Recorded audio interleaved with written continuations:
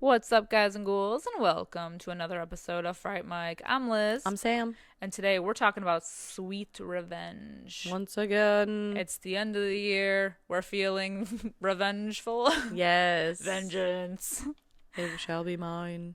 And on today's episode, we are talking about The Last House on the Left from 2009. Remake. The remake. Not the original Wes Craven one. The remake. The revenge portion is just better in this one. I don't know. I've never seen the original. I have. And so I have nothing to say really, but you have. I have. You know what? I'm just full of unpopular opinions, I think, because I know a lot of people who like the original.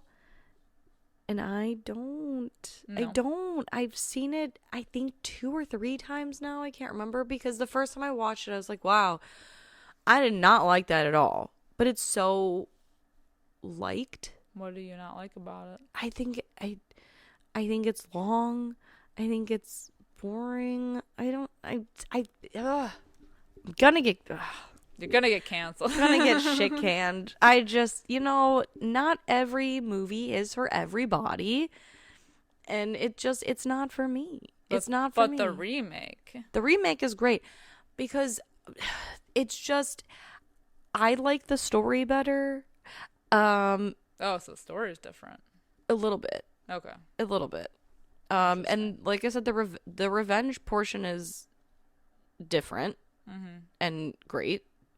Okay. Tony Goldwyn just kicking ass. Shit up. I mean, so is Monica Potter, the mom. Oh yeah. Too. But oh gosh. It's like I don't want to say anything about the original because I don't want to say anything for people who haven't seen it yet. So we'll just, you know what? We'll stick to the remake. All right. We'll just I won't compare the two. We'll just talk about the remake. I remember seeing this in theaters. Me too. It was awkward. Quite the awkward experience, not gonna lie. I think everybody was like, you could hear a pin drop. And that's the thing is, like, this movie, I don't think... So the scores aren't great for it, but I think when you say The Last House on the Left remake, everybody only thinks of the rape scene. Yeah. Which is not great. It's long. Yeah. And it feels bad. It's brutal. It's not great. So every time I watch this movie, I will fast forward through it. I'm not going to watch it. Right. But I enjoy the movie before and up to that scene, and I enjoy the movie after that scene. Yeah. I just choose to not watch it. Right. But rightfully so, it bothers people. But I think they're like, ew, the rape scene. I hate that movie. But the movie's good. I think a lot of people's like number one complaints with this movie is number one, the like drawn out rape scene, and number two is the fact that the revenge that is taken at the end is not enough, is what I've heard. Not enough? Yeah. Like they like what more like do you want? They should have taken their time with them.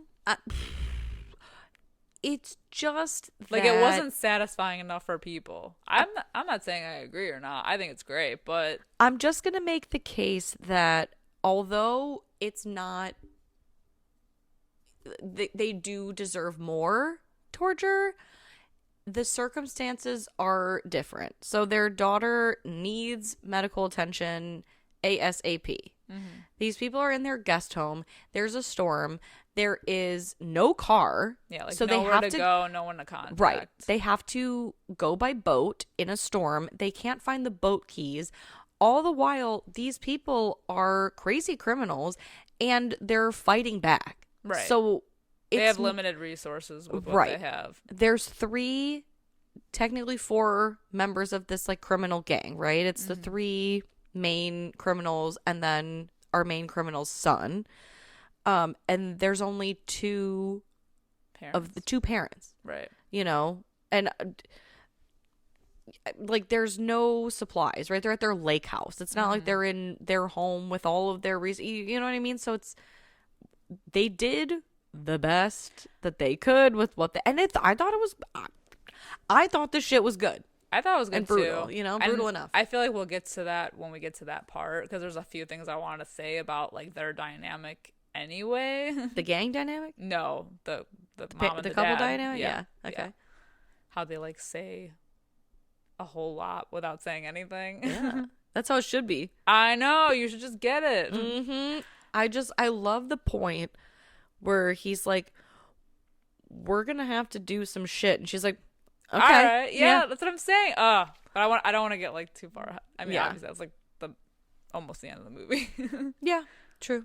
Yeah, we have a cold open in this. Oh, let's get the scores first, though.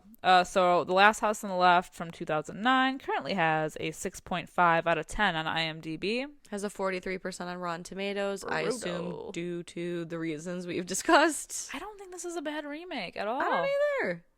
I don't know. Maybe we're missing something with the hate, but yeah, I don't think this is a bad remake at all. You know. Yeah. I don't ever see this on like anyone's like top list, but I'm so curious to know too, because you haven't seen the original, but you've seen this one. I'm curious to know what your perspective on the original will be, because this is your this is the first one that you've seen. I don't know. I've always wanted to watch the original. I just never like gave it a chance, or like I never sat down and was like, yeah. I don't know. It's not like I'm not interested in watching it, especially if the story is a little bit different. Yeah, I don't know, man. I've heard like the debates about like which is like more hard to watch, like more difficult to watch, but and that's the funny thing is I do think we have a mutual friend, our friend Mike. Okay. And I remember having this conversation with him. So he said that I don't know if I made this up or not. So I guess, Mike, if you're listening, you'll have to tell me. But I swear to God, we were having a conversation. He said that he likes the original and he thinks it's more brutal. Oh, like realistic looking. Yeah. But I don't like it. And I don't think it's more. I think this remake is hard to watch. Versus the original. All right, well, I feel like since this has come out, I'll have to I'll have to watch the original for the first time, and I'll give you my take somewhere. Yeah, I'm curious. I'll throw it in the show notes. Right? We'll update. Or maybe they'll just have to join our Patreon and listen to a monthly rewind. Right? Yeah. You know? You talk about it there. We do. We do that every month. Mm-hmm. Yeah, that's interesting. I don't know. I mean, I think, you know, as horror is subjective, you know, it's hard. Some people think things are harder to watch than other people. So I guess there's no wrong answer here. Right. It's just a matter of what you find more disturbing. I mean, no matter what, the subject matter is disturbing. Yeah. To watch, especially with it being as drawn out as it is and as realistic as it may seem. Like, I think either way you go, it's going to be difficult to watch, you know? No matter what. And it's never easy in movies to watch. No, I always like the fact that there's an entire subgenre of like rape revenge films, you know. Not my type of genre. Yeah, and you know, like I'm always for like a good for her moment, you know, of like getting revenge, but it like the journey to get there is like I don't want the reason for the revenge to be that rape or sexual assault. Yeah. Because I don't want to watch it. It's just like in action movies how like for a guy it's always like they killed my family or whatever. Right. You know, like that's their or their dog. Like that's their revenge. Yeah, or their dog. But for a woman it's like, oh, I was raped. Right. Yeah, the man's like, man, I was framed and lost my job, or I lost my family. Women, fortunately, it's sexual like assault. I can't think of another like reason. Well, if we go back to last week's episode, oh, that's true. That's true. Granted, some of them we don't know the full backstory of her like past revenges, but the one that we are privy to seeing the whole thing is he just lied to her, and she's like, "Love me and only me," and he's like, "Okay." but then he doesn't because he has a son, and it's just like, how do you not love your son? That's true. And it infuriates her to the point of sweet revenge, violence. Yeah. Yeah. Well, so this movie has a little cold open moment. We're seen with two cops who are transporting this very dangerous criminal, Krug. No, Krug. Krug, sorry. Krug. Either one. I mean, both of them are dumb. I was gonna say he has like the dumbest name ever. It sounds like one of the like he works for Cruella de Vil, you know? It sounds like a burp. Yeah. Krug. It sounds like a terrible kids like a movie. henchman name. Yeah. Krug, get over here. Exactly. Like Yzma from Emperor's New Groove is his boss. Krug and Kronk. Kronk.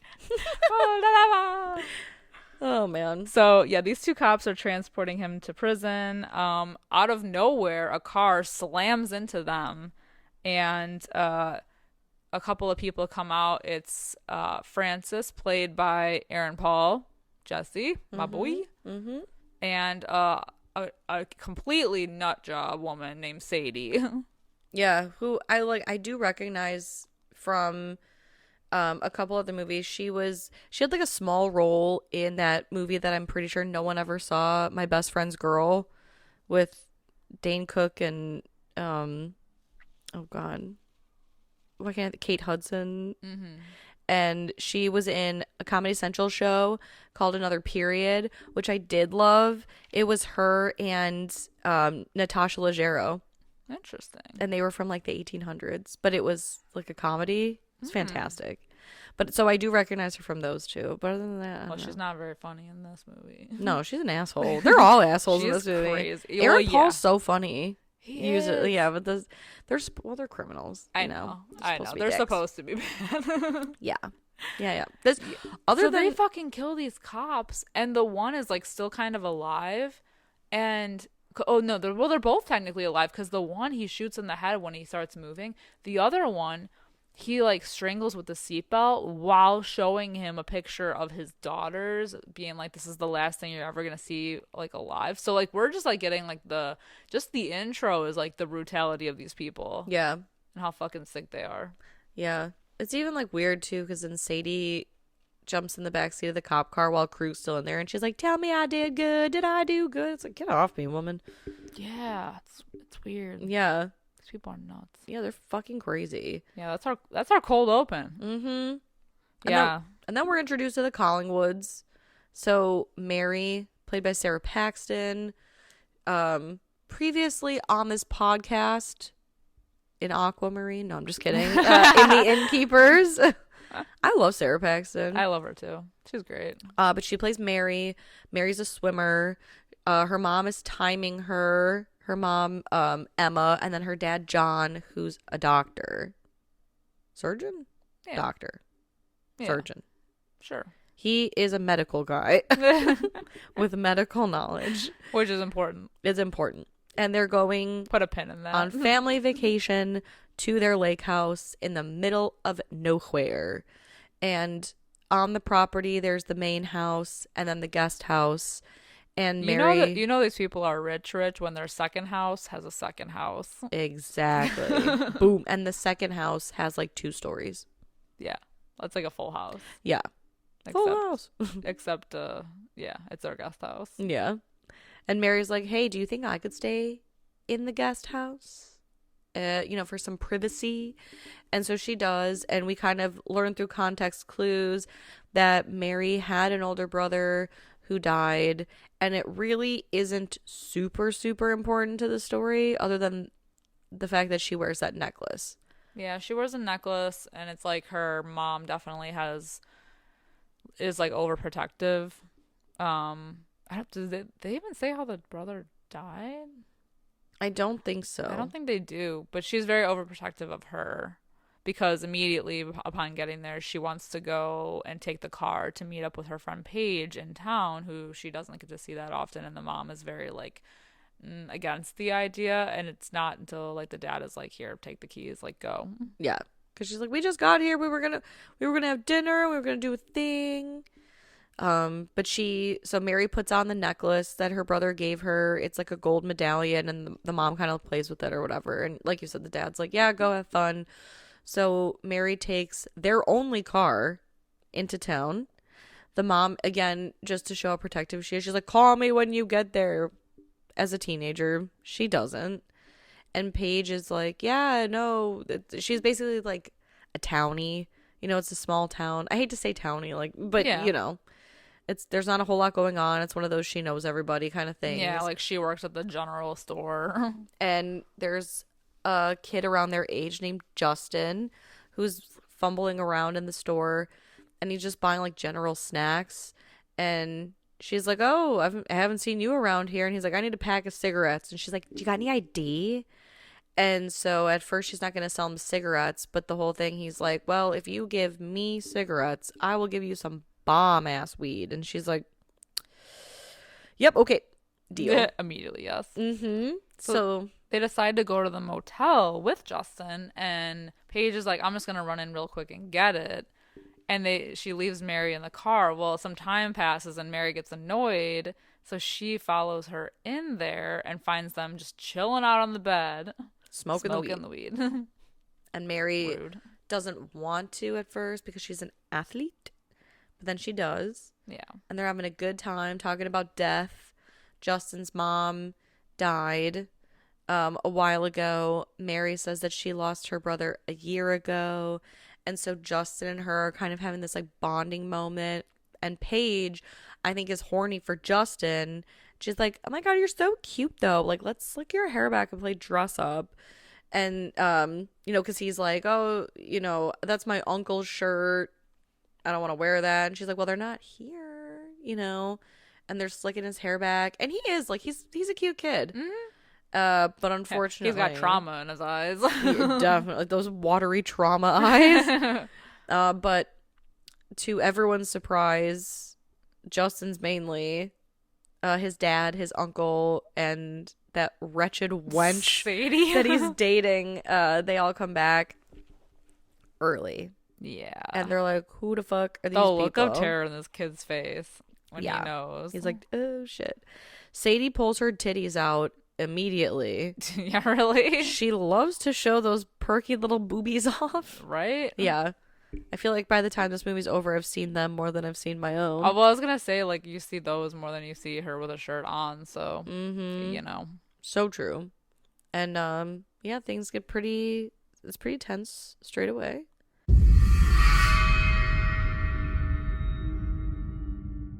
Hey creeps, looking for more frightfully good content? Head over to our Patreon at patreon.com/frightmicpodcast to help support the show. We have current movie reviews, spooky cocktail recipes to match our theme of the month that you can enjoy if you're 21 and over.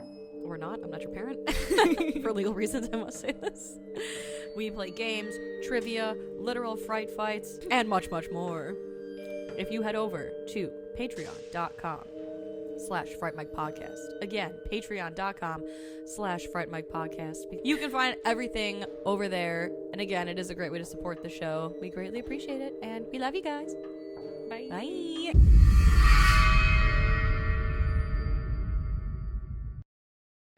Yeah, Very they get awkward. like very dangerous. They take their phones away from them and smash them. Paige is like a little scrappy thing though. She tries to run away. She gets in the bathroom and tries to flag a cop down who just happens to be in the parking lot, but is unsuccessful, and then she gets knocked out. Yeah. Whereas Mary is a little bit more like, you know, level-headed about everything when she's trying to stay calm. And you can just see how like twisted the dad is in this crew guy, because he tells Justin like, this is all your fault, like, you know, we're criminals, we made the front page, like these girls have seen us now and it's your fault for bringing them back here, so whatever happens is on you. So he's like definitely like psychologically fucking this kid up, and has been for so long. It's really sad. Yeah, so they take the keys to her car, to Mary's car, and they drive off with them to like skip town basically. Yeah. It's like so sad too, because Mary's like, you could just let us go, like it's whatever this is, it's none of our business, Right. you know. And they don't believe them. No. So they're driving they're taking the dirt road and there's a sign. So we see it when the Collingwoods are going to their lake house. It says, lake ends in the street instead of like street ends in the lake. And so when we see that sign, when we're in the car with all of them, we know that we're close to Mary's house, and there's a fork in the road, and, you know, Krug is asking Francis, do I take the left or the right? And Mary's like, you want the road going up over the mountain, you have to take a left. And he chooses to believe her at the last minute. And, you know, she's just kind of vibing and going with it, where Paige is kind of more tweaking out. And Mary sees one of those like push-in cigarette lighter things, so she kicks it in while Sadie is like being creepy and like caressing her boob and is like, I think you got some potential, Mary. And Krug's like, yeah, I think you've been a cool customer since the hotel or the motel or whatever. So it's like, what were they gonna like recruit her? I don't know. You know what I mean? I feel or are like they just fucking with her? I think they were just fucking with her. I think they were gonna take them away to kill them. Oh, well, yeah. Like, kill them elsewhere. Absolutely. But the cigarette lighter pops out. Mary sees her mailbox of her parents' lake house. She decides to jump into action. She takes the cigarette lighter and burns Sadie at her temple and opens the door, and she is so close to getting out. So close. But unfortunately, she gets roped back into the car, and it causes a car accident in which Aaron Paul breaks his nose. Ugh. Yuck. Sadie bitches about how her burn's gonna leave a scar. I feel like that's the least of their worries. Yeah. But then again, Paige, being scrappy, gets up and runs away. So she's running through the woods, and then Francis and Sadie go after her, and she gets so close. She gets to like an area where they're doing like construction, and she tries to flag someone down, but they can't hear her over the machinery, so they end up getting her. Ugh, and they drag her back, and it's like, oh, I know. She's so scrappy. Well, she should have kept running. I know. She shouldn't have stopped. You never stop. I know. Don't try to flag someone down from a distance. Just run at them. Yeah. You know, collapse into some construction worker's arms. Yeah, just keep going, man. Don't even try to flag anyone. Just fucking keep going. Exactly. You don't stop. Because she had him for a while there. Yep. But yeah, Aaron Paul was even going to kill her too. And she was like, no, he wants her alive. Yep. It's awful. So when she gets dragged back, unfortunately, because she mouths off to Krug, he ends up stabbing her in the stomach. And it's pretty fucking brutal. Well, because like the whole, it's just starting to get like, it's starting to get into that gross territory because Paige, she doesn't have a shirt on because they've tied her hands behind her back with it. Mm-hmm. Krug tells his son to pick one to like, you know, sexually assault. He's like, what are you doing? And then he goes to grab Mary, you know, and is like trying to pry her. Like, it's just like, it's so gross. Mm-hmm. And that's when Paige is like, you're a coward or whatever. And then so Krug picks her up. And she's like, what are you going to do when you going to hit me? And he's like, no, I'm not going to hit you. I'm just going to fucking stab you to death. Oh, but the way he does it like a few times. It's you can feel it. Yeah. It's just, the weight of this whole scene is just nasty. Oh, yeah. It's never like easier to watch, you know, because they do end up raping Mary. Yeah, Krug does. And it's pretty brutal, and it's very long. It is a scene I've watched all the way through only in the theater. Yeah. And then I have fast forwarded it every single time since. Well, yeah, and it just goes to show you like another example of how fucking brutal these people are. And the fact that like nobody is stopping him, like even his own son isn't, and he's like because he's terrified. Yeah. You know, it's just like the weight of what these people have done and what they're capable of doing. But it is weird because when they're done, like, or when Krug is done and he like gets up from it, it almost seems like Sadie feels weird about it. Yeah. You know what I mean? It doesn't make them like sympathetic or empathetic characters, but it's just like, it's weird that they're totally fine killing people. But it seems like once this rape of a young girl is over, they're like, oh, did we take it too far this time? Right. They just killed her friend, and they were like, well, what are you going to do? But the rape? Yeah. That's where you're going to draw the line? I mean, it's bad. It's all bad. It's all bad. But like it just seems, I don't know, whatever. Feels like their morals are all over the fucking place. Yeah. But then Mary, God bless her spirit. Oh, she's yeah. so strong because so like with all the struggle and everything, the necklace that she was wearing comes off, right? And Justin ends up picking it up at some point. But Mary's like, I swim, and like I'm really fast. I'm really fast, and I'm gonna go for it. And she kind of holds a bigger rock up to her thigh to stand up, and they're like, what are you saying? And she hits Krug on the head with the rock and runs for the lake, and she keeps going, and she is swimming, man. And earlier in the movie, when they first got to the lake house, she jumped into the pool and she swam from their dock to a buoy and back. And so the only reason I mention this is because she's swimming that direction, right? And so they start shooting at her, and she's just going for it, like going for the gold, man. And it's just crazy enough. He gets such a good shot off that he ends up hitting her in like the shoulder, it looks like. Yeah, but then like the fact that she is shot and now has to play dead while being shot, so she acts like she's floating. So they are like, oh yeah, you got her, and then they walk away. But like Sadie kind of knows, like she's like, she hangs back a little bit. I don't know if she knows that she's faking, because she goes, No. oh shit, you got her. I think it almost like I said, I don't feel bad for Sadie at all, but it seems like she feels bad about what's happened to this girl. And I think that's why she hangs back. Not that she necessarily thinks, like, knows that she's faking it, but like she's kind of like, is she gonna pop back up, kind of thing. Interesting. Like she's almost like, waiting it out. Like it's almost like, I don't know. It's like the double tap thing. It wouldn't it be like such a, like they make it like a thing by showing that she's like lingering around a little bit. Yeah. Yeah. See, I always took it as like, oh shit. Oh shit. Like she can't believe it. Right. I mean, maybe. Either one is not the wrong answer, I feel, I mean, no matter what, at the end of the day, she's still crazy. Yeah, no, that's what I keep trying to stress. Like, I don't care how they try to portray these characters. They are pieces of shit. And at no point in this movie do I feel empathy towards any of them but Justin in that gang. Yeah. And then basically come like nightfall, the parents are shown they're like making dinner together, and then they hear a knock at the door. Lo and behold, it's our 4 criminals coming to their door saying they were in an accident and they need help. They need to get to a phone, blah, blah, blah. So they let them in. Yeah. The dad is so freaking trusting of these people.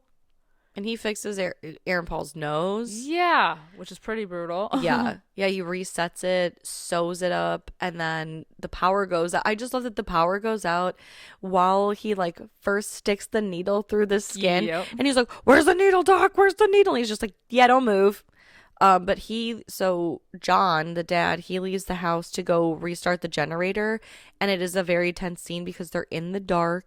There's a storm. Yeah, he leaves his wife alone with them. With 3 strangers, or I guess 4 strangers. Yeah, they're acting weird. Because she's like, oh. It's like they're trying to make conversation, but like the way they're standing and looking at her is weird. Yeah, you can feel like there's you a can vibe. cut that tension. And she knows too. She's it's like she's riding that line of like wanting to be polite, but also like weary because they are 4 random strangers with all these like horrible wounds that she's like, okay, what? Right. And they're asking like questions in a weird way. Like, it's not, because Emma mentions at one point that, oh, this is just their lake house.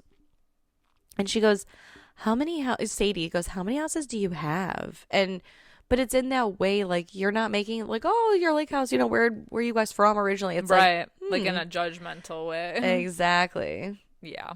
Trying to like see what, I don't know, it's just yucky. Like lay it out. Right. Aaron Paul even kind of like slides this knife out, it looks like, but then he puts it back. He's got like creep eyes this whole movie. Like he is like eyeing her like crazy. Like the second that he sees her. And it's so funny because Emma, I think John is just so focused on like good hospitality, and he's like setting Francis's nose or whatever, and he's just so like whatever, that Emma's really the one that's picking up on the fact that these people are weird. Yep. But Aaron Paul the whole time he's like, I'm pretty sure she wants to fuck me. Like, right? The whole time. Pretty sure she wants you to fucking leave, but right. Sure. Yeah, and because he's so like hospitable, he's like, you should stay here because we can't get the phone up, and you don't have a car and we don't have a car because our daughter took our car. So like, you should stay here. It makes me laugh though. It dates this movie because they're like, "Can we use your landline?" I And she's know. like, "Sure." Also, the yellow pages are over there if you need I a taxi. It's know. like, ugh. There's so many things. There's so And this many is things. 2009, I so it's know. not even like Dude, we graduated high school this year. I know. That's why I'm like, this is wild. Yuck. But she offers to make them all like drinks, hot chocolate, or she offers to make them like coffee and drinks and, alcohol and whatever. And then she offers Justin a hot chocolate. And at first he doesn't say anything. And Krug's like, oh, well, it'd be weird if he said no, and he's trying to get everyone to act like all calm. Everybody, calm down. Right. And Act normal. So they're all sitting together and Justin finishes his hot chocolate. He says to Emma, where should I put this? And she's like, oh, in the kitchen on the counter's fine.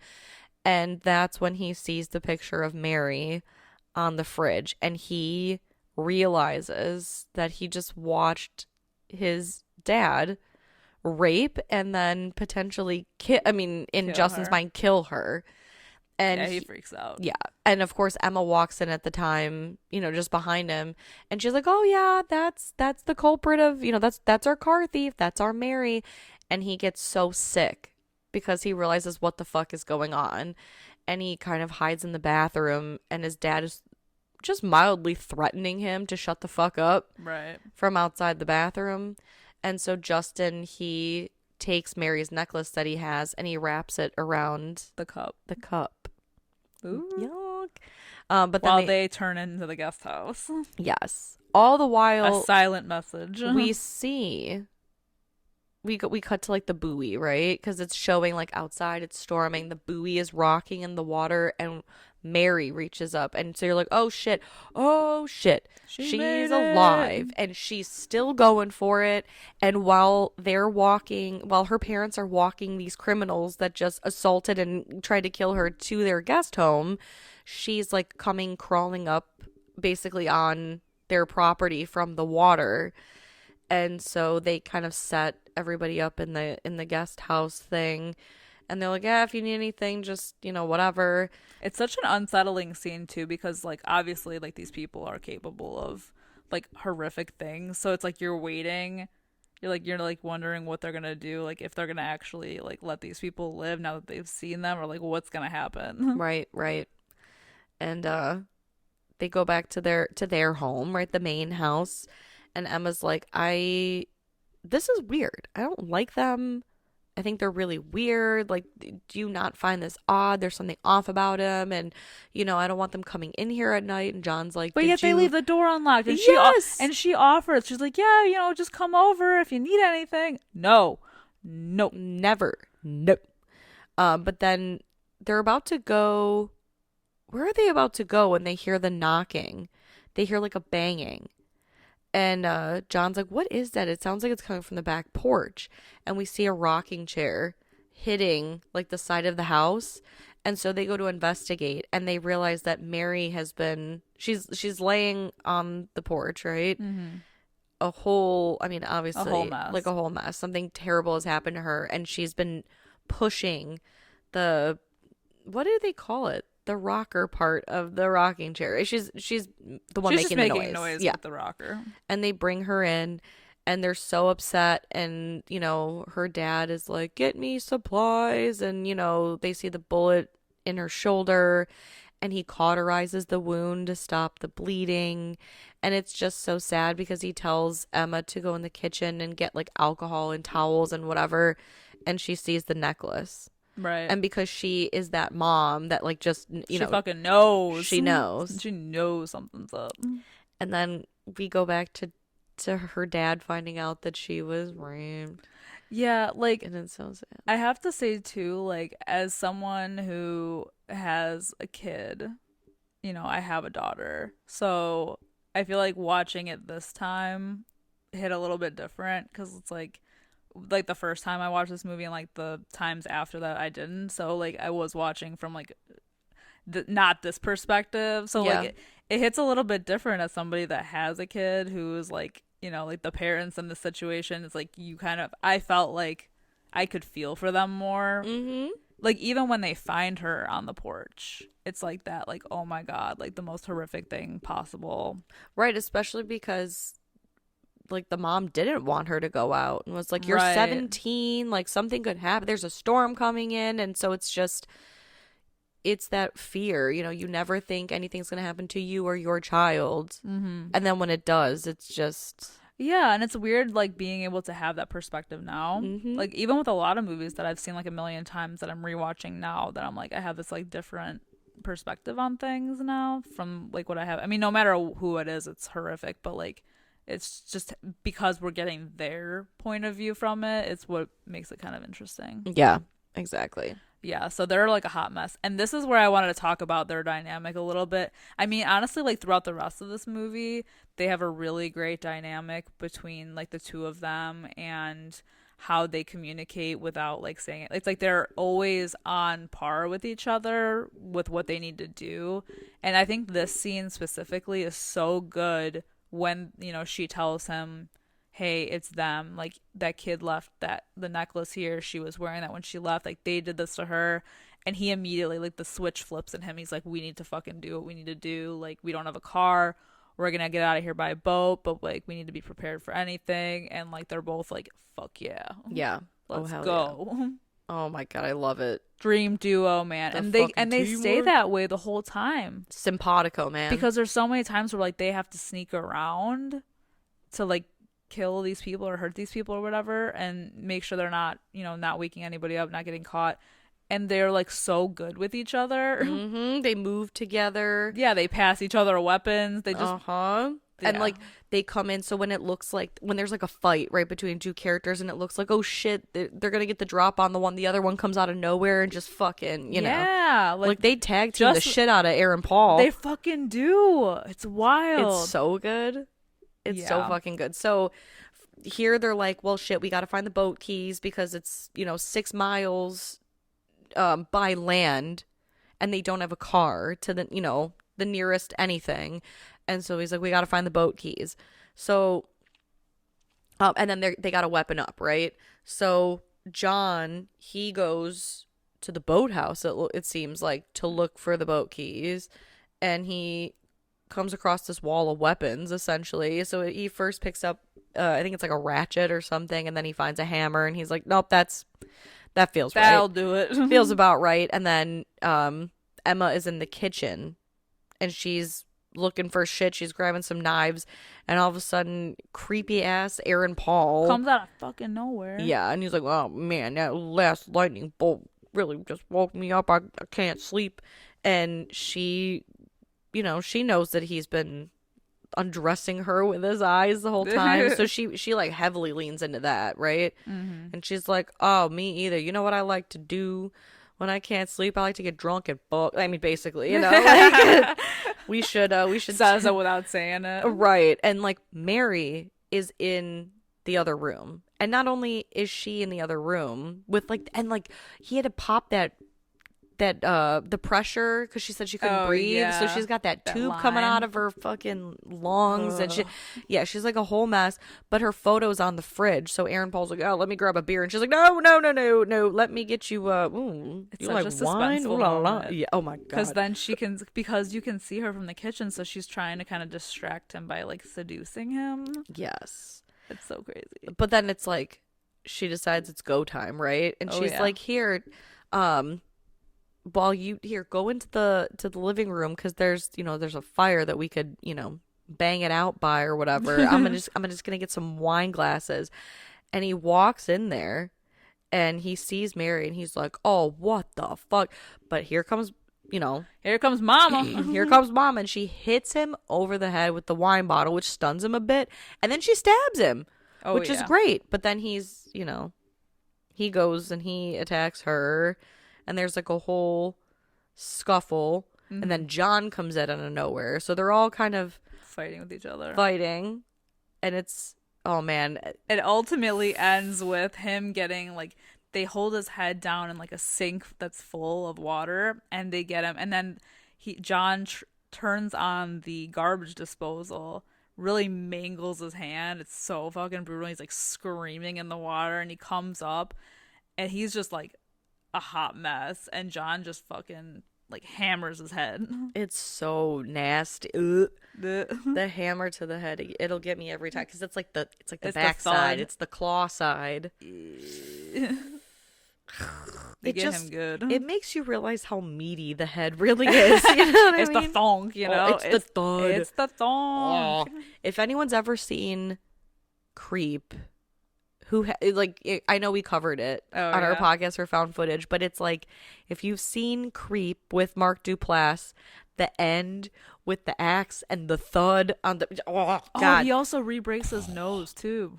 Oh yeah, remember right before I sure do. He grabs that sucker and he said, "Absolutely not, not today." Yuck! Oh my God, yeah. So Aaron Paul, R.I.P. Yeah, he gets it the worst, I think. Rest in puppies. Yeah, and then they're like, "Well, the other people are in the other house. We got to do what we got to do. We'll wander over there." So it shows them sneaking into the house.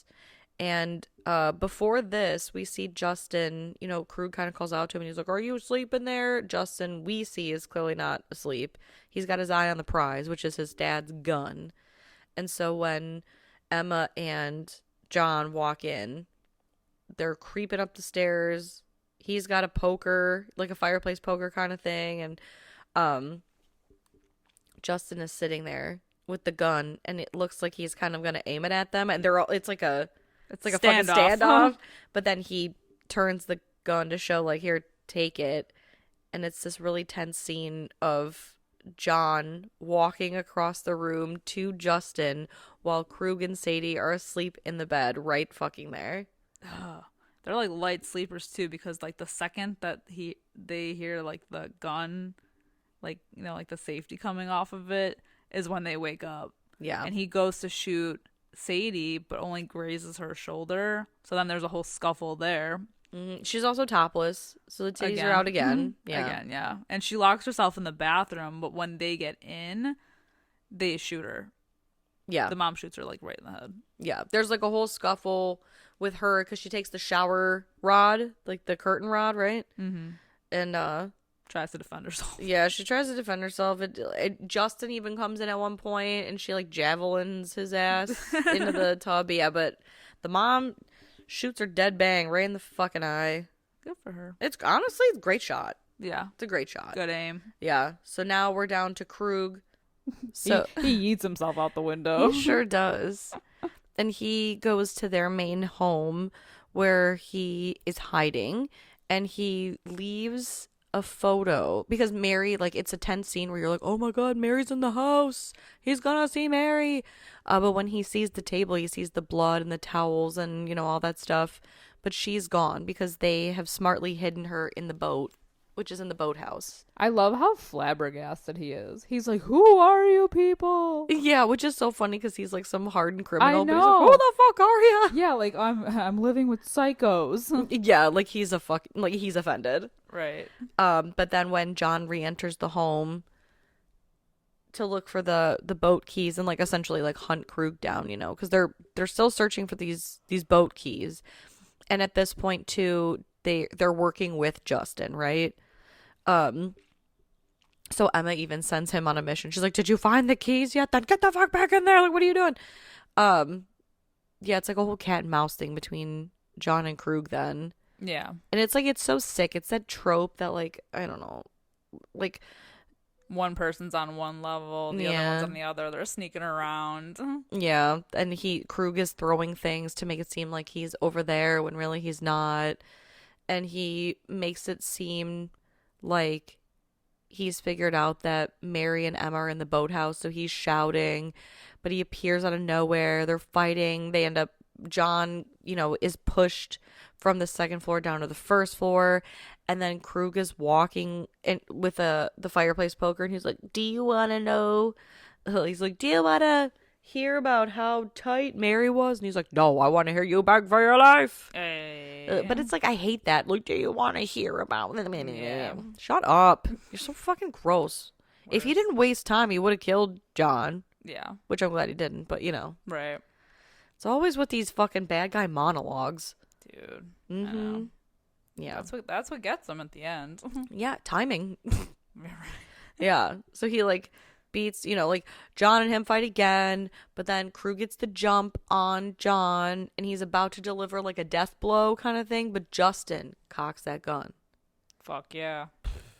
And he's Lo like, and behold, it's fucking empty. oh, yeah, unfortunately. The whole damn time. Ugh. And then Krug stabs Justin and it's sad. Luckily he lives. Yeah. Justin lives, which is great. But while he's stabbing his own son, that's when we get Emma, Mama Emma, coming in, swinging that what is it? The fire extinguisher. Yeah. And then her and John double team Krug's ass. And that one's a little TBD. What is it? To be continued. To be continued. Not TBD. TBC. I guess TBD. Yeah, to be determined at a later date. Right. So like now we see like we're at the end of the movie ish, right? They're pulling out of the boathouse, going into town. It's dawn on a new day. It's no longer raining. Mary, Justin, John, and Emma all alive, and everything's well. And then we get an epic finale. So great. Krug wakes up, strapped to a table, paralyzed from the basically neck down. Yeah. Thanks to John. Yeah, he's like, I didn't have any straps John. or tape or anything. Yeah. So you're paralyzed now. Yeah. With his head in a microwave. Which is incredible because in the beginning of the movie, John, it's just like a throwaway scene, you think, where he's like, the microwave is fucked up. Your brother who was staying here, he did this. And she's like, you can't prove it. So you think it's like just a throwaway thing. But it comes back into play real good. Oh, yeah. Yeah, microwaves that fucker's head. Till fucking it explodes. It's so meaty. That melon explodes. Yeah. I wish they would have done that like action take where it's like and it's like every different angle of that. Yes. Oh yeah, I know what you mean. Yeah. That would have been incredible. So good. It's like if anyone's ever watched The Office, Threat Level Midnight, or the movie when Toby's head blows up. Like fucking scanners. Yes, exactly. I need an instant replay. Oh! Fucking ear goes flying. Yeah. I remember Sweet revenge. seeing this back in the day thinking like this was the coolest thing ever. And I don't think so anymore, but it's still cool. It's still very cool. I think it's just, it feels right. It feels right based on what's happened. I don't think it feels realistic. No. I don't think that you can do that. Microwave someone's head. Can you do that? I don't know if you can start a microwave if the door's open. I think That's you right. can. Right? Well, probably. Okay, but this is like an older microwave. I feel like they're probably built different. So maybe you can. Yeah, or maybe if you rig it. I mean, if it was broken, maybe that was the problem. Maybe it was missing a head. What were you going to say? I'm sorry. Well, maybe it's just like, I don't know. The door latch was broken. Yeah, true. I don't know. Whatever the case may be, this was cool. It made for a great ending. So true. And then we get that like eerie like credit music. It reminds me of something from American Horror Story Coven, where it's like really lofty. It's like giving us time to recover from what we've just witnessed. That kind of thing. Exactly. All right, Sam. So what would you rate this? So I enjoy this movie despite all the sexual and the rape. So I'm giving it a 4 out of 5. Hey. I enjoy this movie a lot. How about you? Ooh, I'm glad you asked. I was not prepared. I'm never prepared for this part. I will give it I'll give it a 4 out of 5. Why not? I like that. Yeah. I was going to go like 3.75, but 4 feels right. Yeah. It all feels right. 4 feels like home. Mm-hmm. Yeah. It's like embarrassing the amount of times I've watched this movie. Mm-hmm. But just, minus, we'll just delete that whole scene. That's the only thing that I have. Like, I have the same complaint that everybody else does, in that like that scene is so drawn out and long. It's like painful to watch, and so like every time I watch this movie, like I want to skip over it, And so if it was shorter and maybe like a touch less graphic, maybe like my score would be a little bit higher. Yeah, same. You know, because I don't like throw this movie on super often.